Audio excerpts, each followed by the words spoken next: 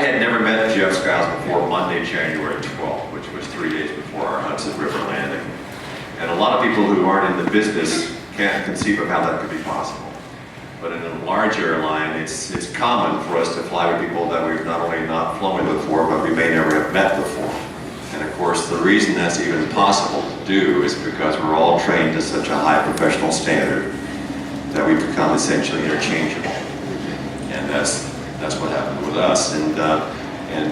If you were to be able to watch us fly together on our cockpit observer seats, and if you were sitting there watching me fly with somebody I'd never seen before, you couldn't tell that we hadn't been flying together for years, because we're all on the same page and we know exactly what needs to be done, and we begin doing it even before we're asked to.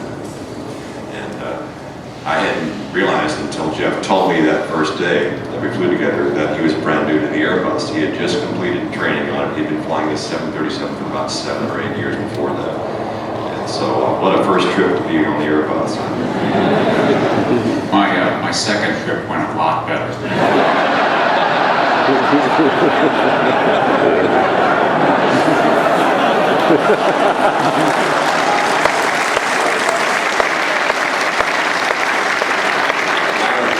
I don't know. I'm pretty happy the way ours turned out. Well, you know, as you say here, you know, in aviation, any landing that you can walk away from is a good one. We needed a boat.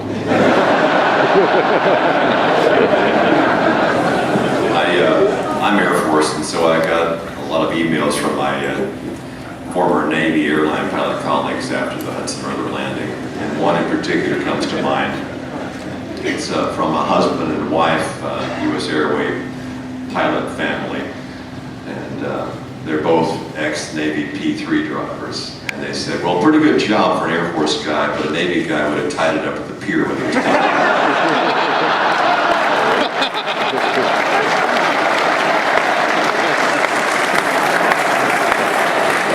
And so, of course, my retort had to be, when I sent in the response, is that, well, I was actually trying for the number 3 wire on a trivet, but I couldn't get my hook down. But you probably want to hear about the actual flight, don't you?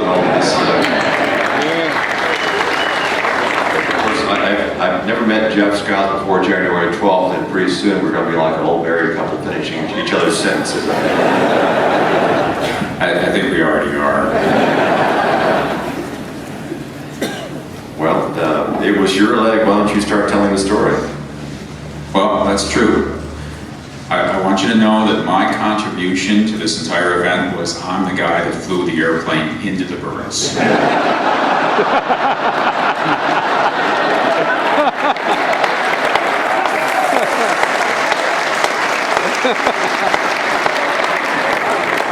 So I'd like a little credit for making Sully Sullenberger who he is today.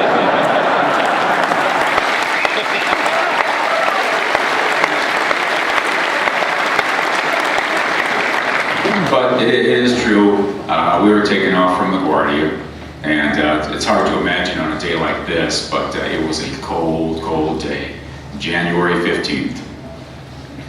And it was the last leg of our trip, and we're going home. You know, I've always joked that I caught sight of somebody I knew when I lost my place. Now, I've always joked, you know, you want to stay ahead of the airplane when you're flying an airplane, right? And at that point, I was so far ahead of the airplane mentally, I was already home.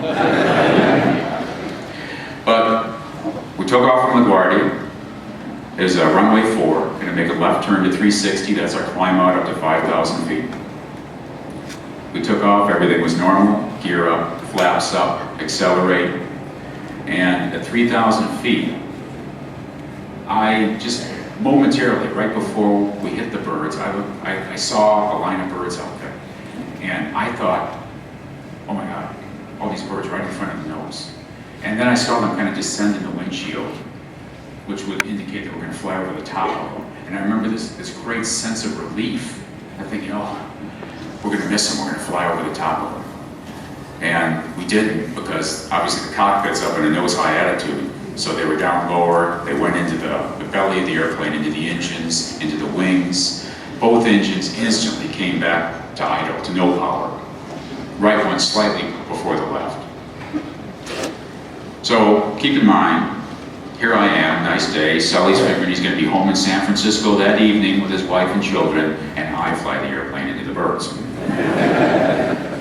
So Sully immediately puts the ignition to both, hits the APU on, and says, "My aircraft." And of course, at that point, I'm perfectly happy. Your aircraft.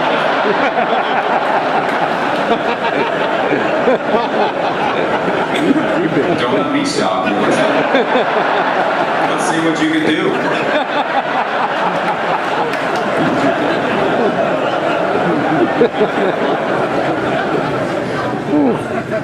But I mean, it is kind of a dire situation here. You know, we're 3,000 feet. All you got is skyscrapers and roads, houses. Unless we're going to land in Central Park, about the only place we could get to was the Hudson River. So we're going down. I'm trying to restart the engines, doing our restart procedure. Sully's talking to the air traffic controller, trying to decide, you know, where we should land, what we should do. Want to take over from there? Well, I wanted to add that the flight was absolutely routine and normal in every way for about the first 100 seconds. But it was obvious to me immediately that this was a dire emergency, unlike anything I'd ever experienced before in my life. In fact, I'd learned to fly 42 years ago, and I'd never experienced an actual engine failure in any airplane I'd ever flown in that time. But boy, did I make up for lost time. But yeah, like I said, the sound, I cannot describe to you the sounds that those engines made, that engine should never make. And the vibrations that we felt that were abnormal, severe. And within a few seconds, we smelled in the cabin air the smell of the burning birds. Because of what I smelled and what I felt and what I heard, I was pretty sure that we'd never get those engines running again with useful thrust, but I knew that we had to try. And as Jeff had said, I decided to take the airplane for a couple of reasons. Because I had the greater experience in type.